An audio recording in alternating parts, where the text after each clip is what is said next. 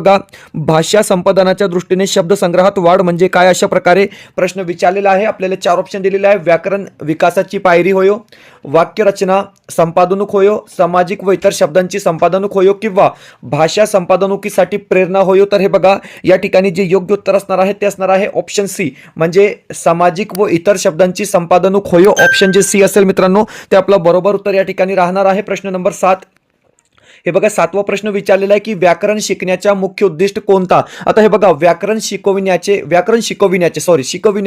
मुख्य उद्दिष्ट कोणते आहे, अशा प्रकारे प्रश्न आपल्याला विचारलेला आहे. 4 पर्याय आपल्याला दिलेले आहे. तर हे बघा, विद्यार्थ्यांची धारणा क्षमता वाढविणे, विद्यार्थ्यांची आकलन कौशल्य वाढविणे, शब्द उच्चार सुधारणे आणि त्यामधील अचूकता वाढविणे किंवा विद्यार्थ्यांचे संभाषण कौशल्य वाढविणे. खूप खूप इम्पॉर्टंट हा प्रश्न आहे मित्रांनो, रिपीट होऊ शकतो प्रश्न परीक्षेमध्ये की व्याकरण शिकविण्याचे मुख्य उद्दिष्ट कोणते. तर हे बघा, आपले जे मुख्य उद्दिष्ट असणार आहे ते असणार आहे विद्यार्थी